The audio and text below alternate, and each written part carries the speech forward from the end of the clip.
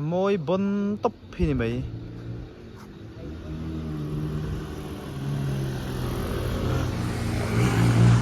mình lạc sinh thế rồi đây cái tiếng view đỡ than cho ý đồ in set là cái mặt mang cái lạc rồi chứ vì thế là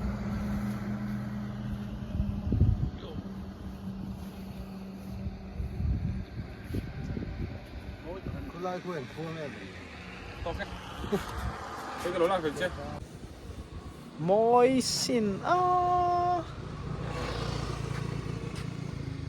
bụi ta cái này khơi lại muốn nghe hi buồn bụi môi xin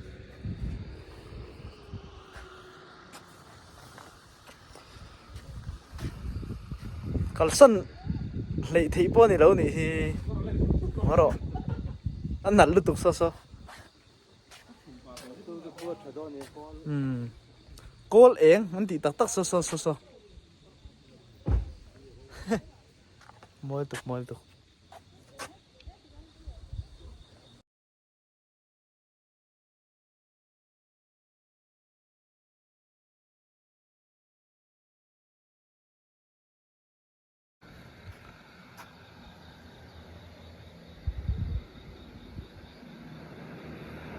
bạn môi tắc cái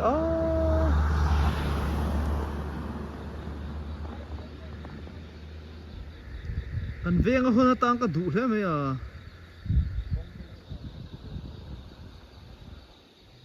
nặn lướt tục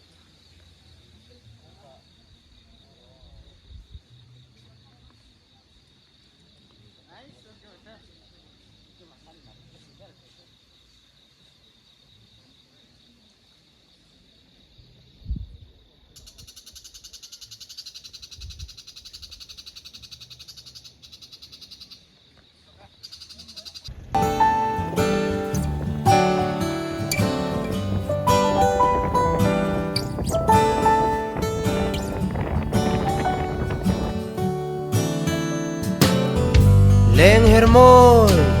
kazil kahau che ti tau na tur kho ero a om lo o leng hermol ka kam chuak ten ni thin lungan ti ngui em ni